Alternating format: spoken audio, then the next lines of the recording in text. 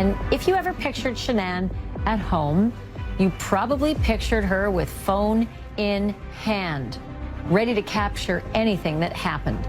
In fact, a family member telling me Shanann was never, ever, ever without that phone, which makes you wonder just where her phone was when she got back from that business trip, where her phone was while she was being killed, and why that phone apparently ended up wedged between the cushions of the upstairs sofa.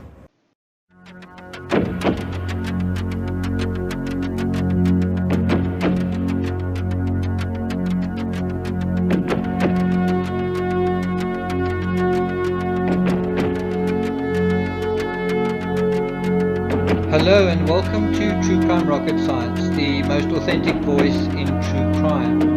In the previous episode, episode 12, we ended off with Ashleigh Banfield giving a quote on September 29th. It was the very last point dealing with the September section of the chronology. And what she said was, listen, everything about this case is over the top, and I think it's because nothing about this case makes sense.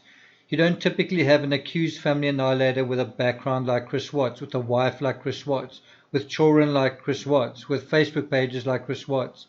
A guy like this who everybody, and I mean literally everyone who we contacted, has said, this is not the guy. And my comment on that was, well, this is as good a description as you'll find for a man with two faces. And that concluded the end of the September section of the chronology. Just for those who aren't sort of familiar with what's going on here, this is simply just revisiting the timeline.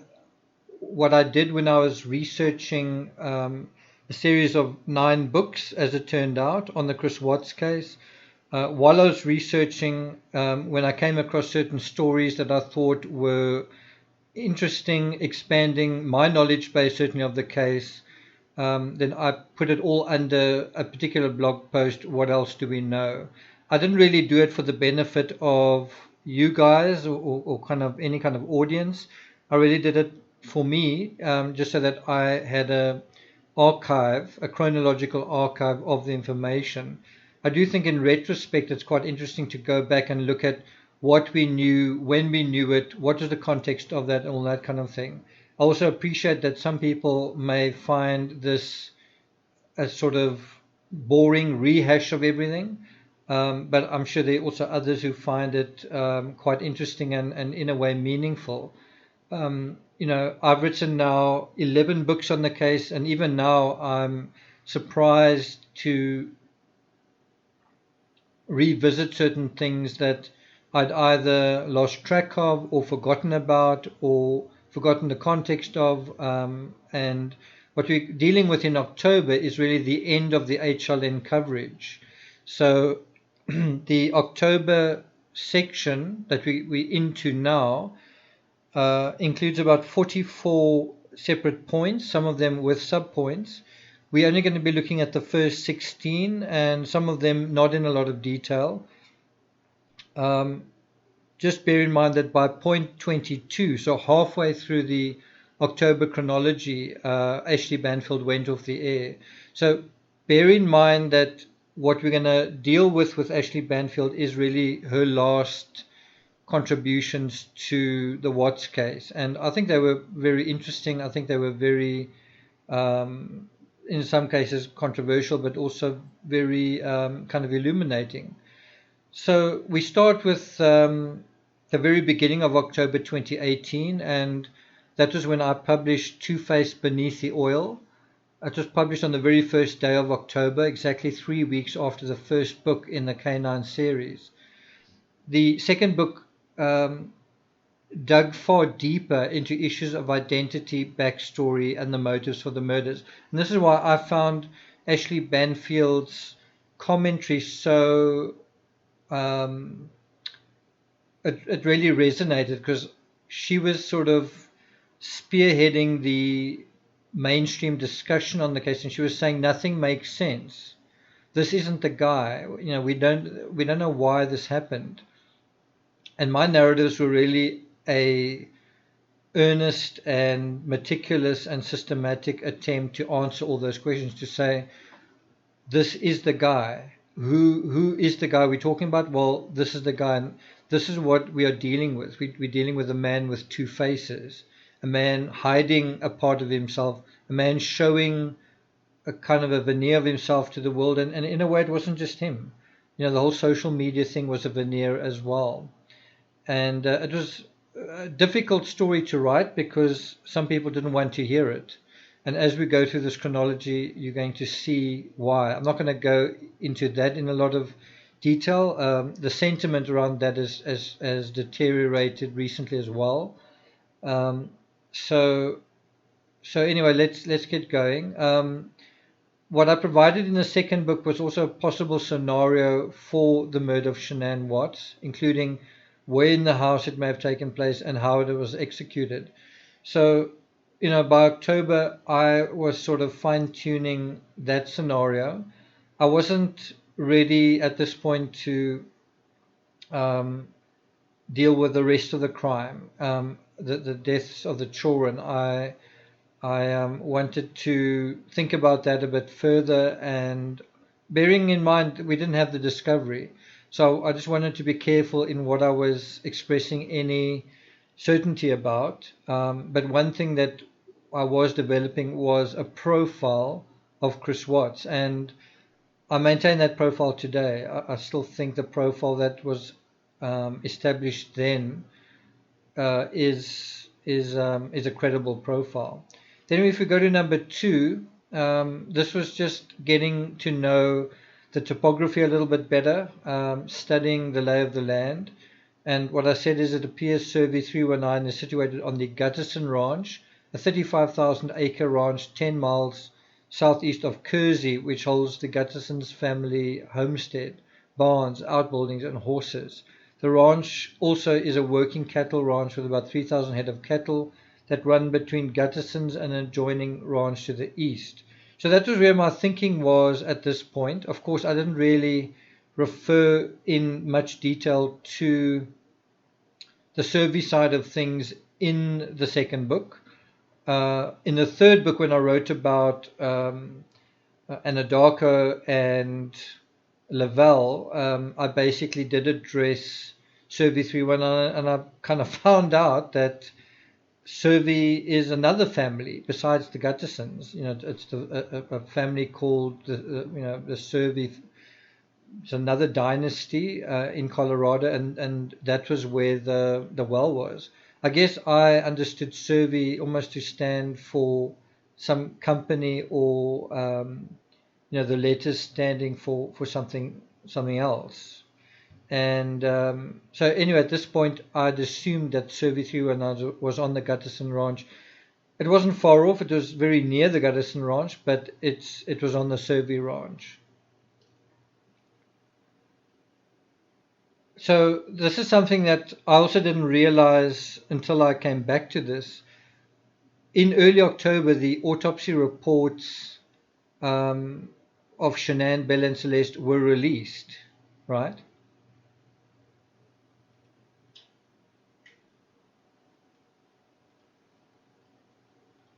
So on October 7th, Weld County Court released the autopsy reports, but then by a judge's order, the autopsy results were put under seal because of substantial injury to the public interest. Now, bear in mind at this point, the court was led to believe that there was going to be a trial. The trial judge was led to believe that the autopsy evidence needed to be protected because of potential injury to the public interest to a jury, for example. I think if the judge knew that there was sort of a plea deal on the cards, I'm not really sure whether he wouldn't have released it under seal, because then that injury to the public interest, I'm not sure if it would still apply. It depends to what extent the court and the prosecution are kind of sharing the same double language, if that makes sense.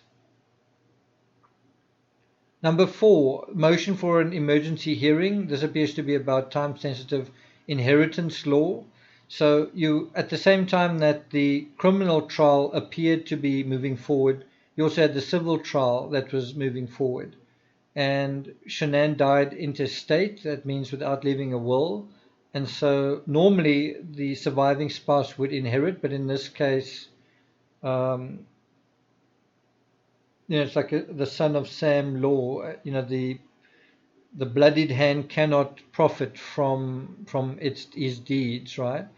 Life insurance policies of Bell and Celeste will probably be disputed as well. And in the end, they weren't. In the end, Chris Watts basically just said, it's yours. I'm not going to contest anything. In the end, he didn't contest anything.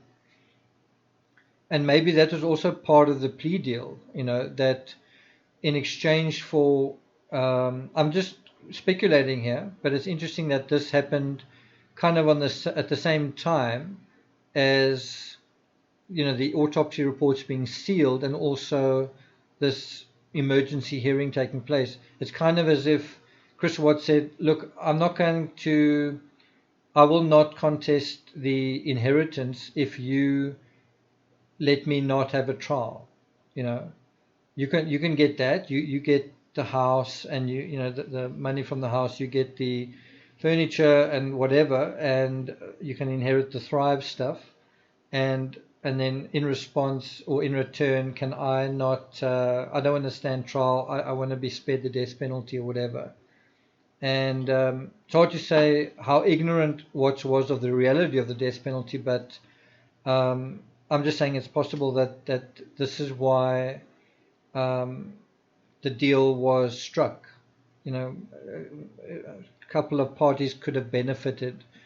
And yeah, so that's just something to look into. I'd like to say more, but obviously if you say anything with regard to certain people, then you're in trouble. So I'm trying to just steer clear of that. So number 5, Shanann's father may block Chris Watts from inheriting the home. That was a headline. I'm not going to talk about that, but it ultimately wasn't an issue. Number 6, almost 2 months after the murders, HLN continues to provide bumper-to-bumper coverage. So I didn't know what was going to happen. I simply just noted that HLN was providing a heck of a lot of coverage. And as someone who was researching it, I just found they were sort of, you could rely on them to provide quite a lot of interesting information and coverage, whereas others sort of came and went. And, I guess I was the only other platform that was providing the same kind of daily coverage. Not, when I say that, I mean non-social media, non-Facebook, non-Reddit or whatever, where you compiling blog posts every day and talking about new information almost every day.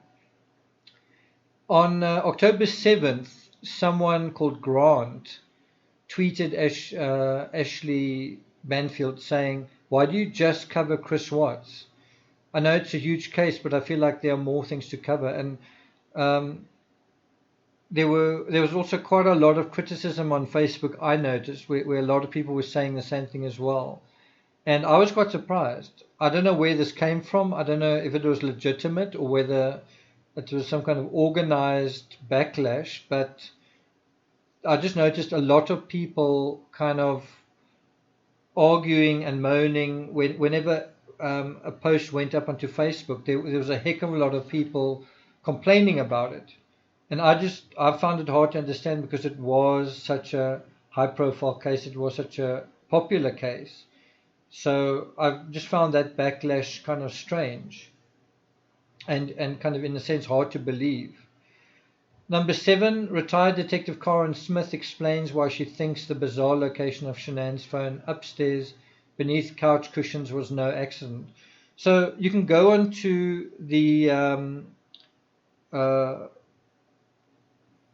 blog post, scroll down. It's probably a third of the way if you scroll down, and you can actually watch these links to these episodes. I'm not going to go through it here, except that the detective kind of made an obvious point. She said, his phone didn't get her phone, Shanann's phone didn't get to the couch by accident.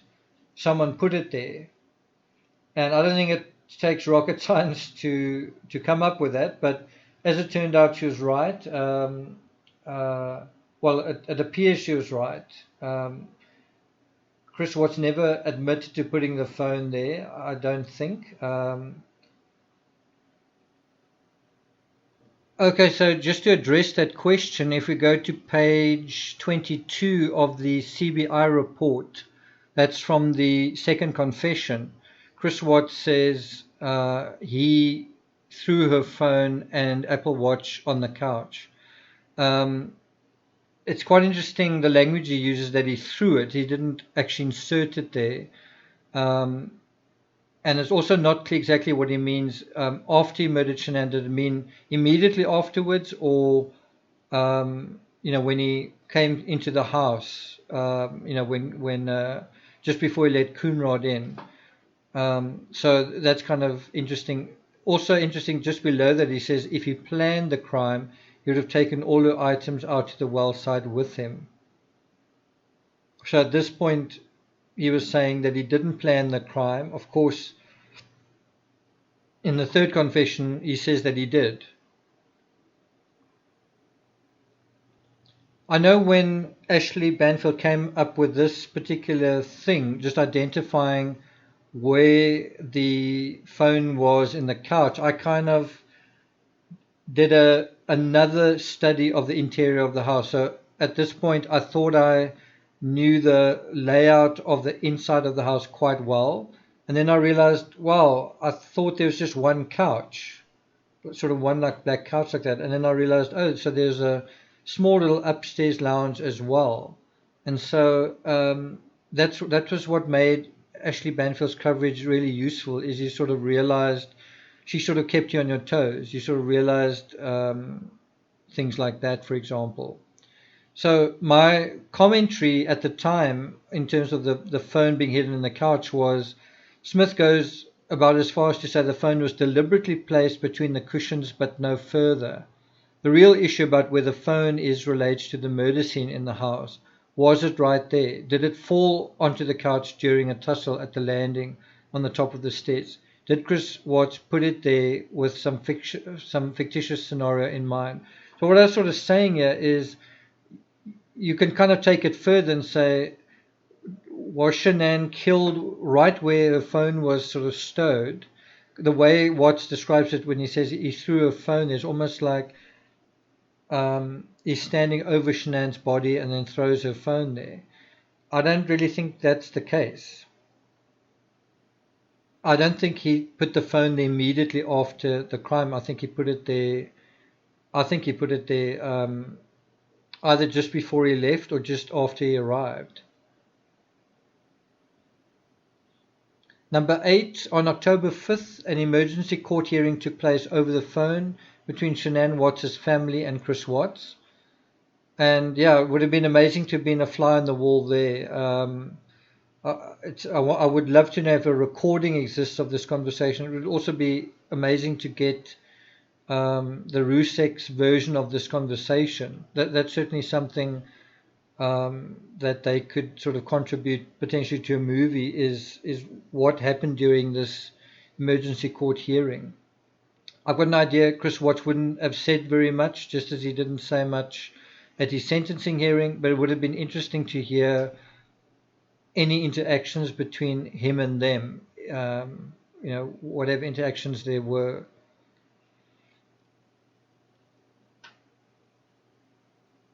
Number 9, Frank Russek Sr., Shanann's father, has been identified as the executor of her estate. Chris Watts didn't object to this, and then there's information with regard to that. Number 10, to be confirmed, some have suggested on Reddit that Sandy Honorati was a co-signer on the Watts mortgage. I think it has been established that Chris Watts was the sole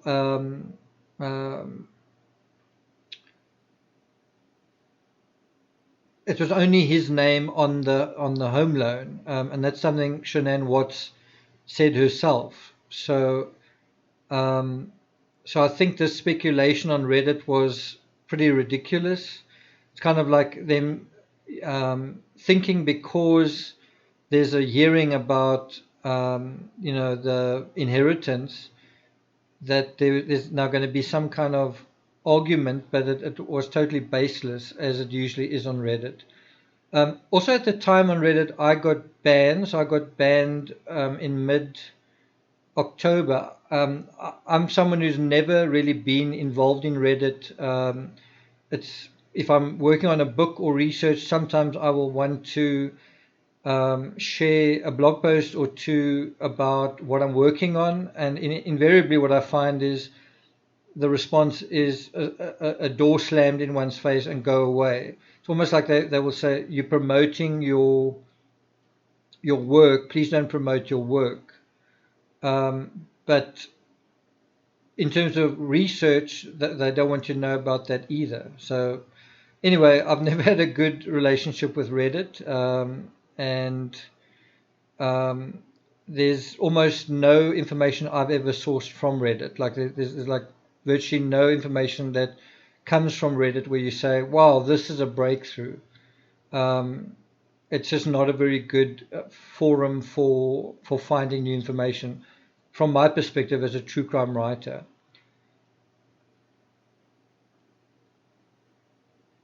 By number 13, I said the news cycle on the Watts case is slowed to a crawl. The best People magazine have been able to come with this week is a story about the artifacts of the triple murder accused has with him in his cell, a Bible and a family photo. So you're kind of at the middle of the month of October.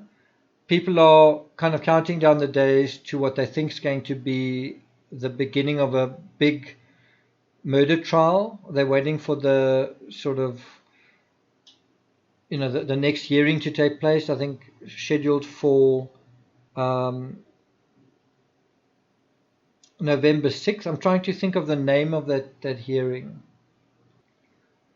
Right, I think it's called a preliminary hearing. So it's just that sort of hearing where they decide the dates of the trial and so on. And as we all know by now, the preliminary hearing, I think, was set for November 19th, and then it was brought forward to November 6th, which then became the plea deal hearing, and then the original date for the preliminary hearing became that original date, but then became the sentencing hearing. So quite an interesting little play there, where you sort of had the date set quite far in the future, then moved forward, and then everything was over and done with within like 2 weeks. So you might not think it, but at this time, you kind of had the situation of Weld County were actually in October were very busy trying to set up the plea deal. So it was trips to North Carolina, talking to the Ruseks. Obviously, this whole inheritance thing was going on as well, and so you can kind of see that within context now. And at the same time, you've got Ashleigh Banfield, giving bumper-to-bumper coverage, and you can kind of imagine it's putting the hairs of Weld County on edge, because they might lose their, I don't want to call them clients, but they want to lose their grip on this trial and on the plea deal if something happens on Ashleigh Banfield and the Ruseks suddenly get very upset, or the Watts' parents get very agitated in some way, and then they want to contact Chris Watts and talk to him, and they're afraid that this coverage is going to scupper the deal. So after the media coverage sort of stagnates, point number 14 is Chris Watts' defense counsel seems to be placing it on record that media coverage to date has already tainted a jury. He doesn't seem opposed, but he doesn't seem opposed to the release of the autopsy report. So he's not happy with the media coverage, but he's not really even getting involved in the release and the autopsy report, saying he's satisfied to leave this to the discretion of the court. And at the time I thought, is this a ploy by the defense, or if Watts is innocent, maybe he wants the media to have access to the reports. It just seemed really odd, the way that the defense were upset about the media coverage but had nothing to say about the autopsy reports. And I provided the motion on the blog post. You can scroll down to that if you like. Then we get to point number 15, where someone mentioned, this tweet's since been removed, but where someone mentioned that Chris Watts liked a tweet hours before the murders. And I asked for confirmation about this, and I later did get it. But what is interesting is that this tweet has also been removed. There were actually two tweets that he, I'm not sure if he retweeted the one and liked the other, but one was to do with Tiger Woods playing golf, and the other one was to do with a game. I can't remember if it was a football game or a baseball game that he liked some sort of comment to do with that. I wrote about this, so that is dealt with in the narrative. It might be in two Pollyannas, but I can't say for sure what that referred to right now. I kind of have a vague memory of it. Then number 16, and I'm going to end off here. I'm not going to take it further than this, but I kind of made probably a bit of a snarky remark. I said, Ashleigh Banfield is a little behind the curve in dealing with the family dynamic. But finally, about 10 days into October, almost 2 months after the murders, she does. I guess I was a bit, not irritated, but a bit surprised that I was the only person actually talking about the family dynamic, and I was getting a lot of flack for it. Notably on Reddit, where people were accusing me of victim blaming. Now, no, even to just say that is like a lightning rod for people to wag their fingers. And the absurd thing is, it's almost like having a criminal trial where where the prosecutor's got to stand up and say, I'm going to try and explain why Chris Watts is guilty. I want to try and make the jury understand why he committed this crime. But that doesn't mean I like Chris Watts. It doesn't mean I'm friends with his family. It doesn't mean I want him to get a lighter sentence. Have you ever heard a prosecutor ever saying that in the history of a court case? Addressing the court and saying, this is a prosecutor, I'm going to provide you with the psychology or the motive or the reason that he committed this crime. But by the way, I'm not Chris Watts' friend, and I'm not trying to blame the victim and whatever. That's not how court cases work. How court cases work is you prove your case. You use the evidence. And you might say, exactly as the prosecutor said, exactly as Coda said, maybe you got tired of being a husband and being a father, and now you wanted to be with your girlfriend. That's basically the motive, right?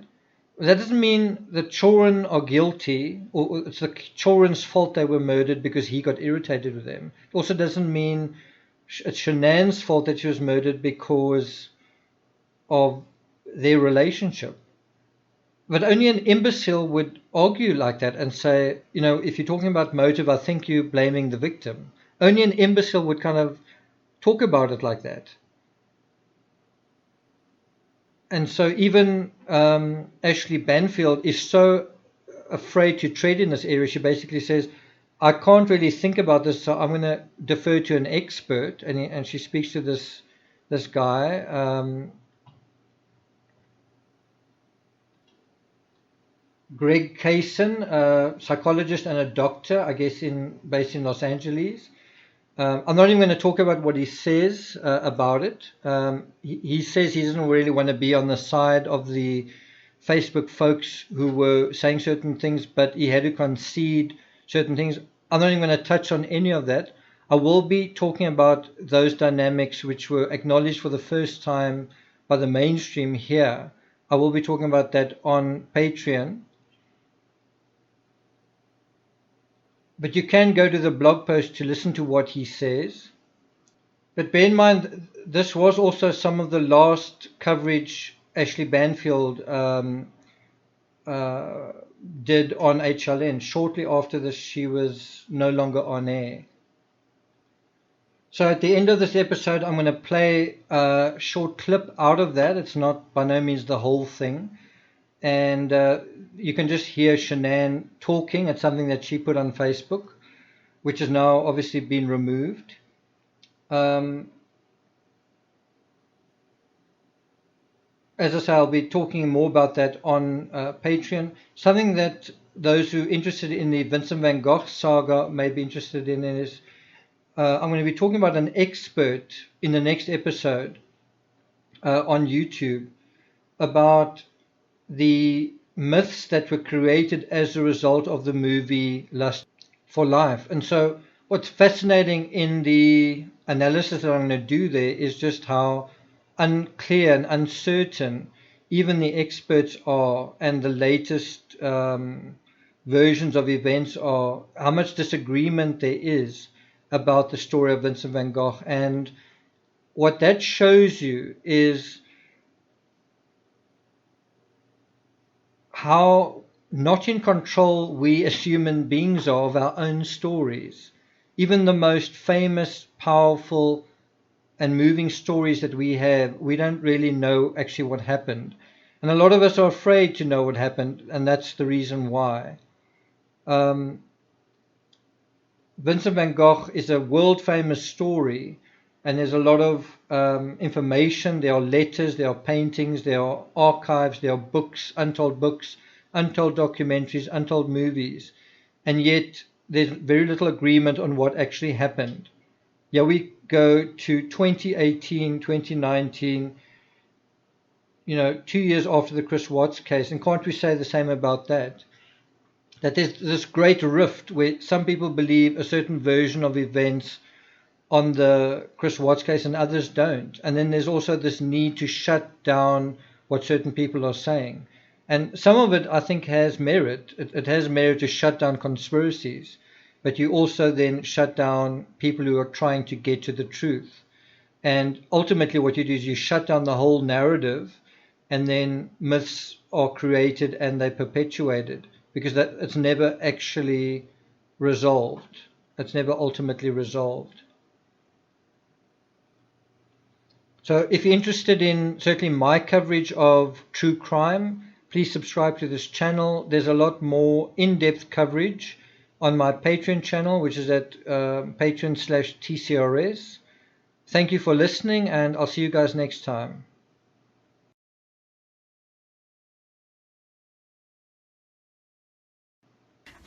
Before washing it with cleanser. Hey, Chris? Yes, sir. Can you grab me my charger with the wall plug, please? My hands are wet.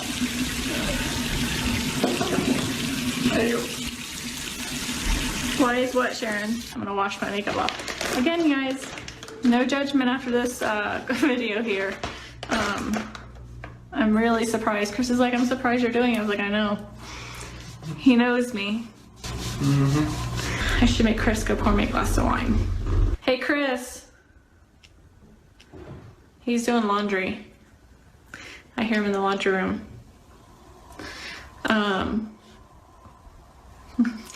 He needs to get me my wine.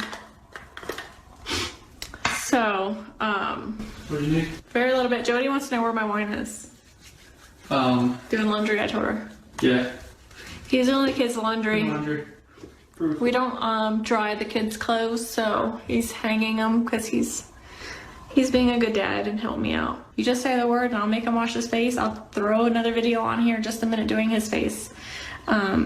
He does whatever I tell him to anyway, so he'll do it. Give me 5 minutes, Jody, and I'll go get him from the laundry room and have him wash his face. Hey, Chris. Yes. You're wanted.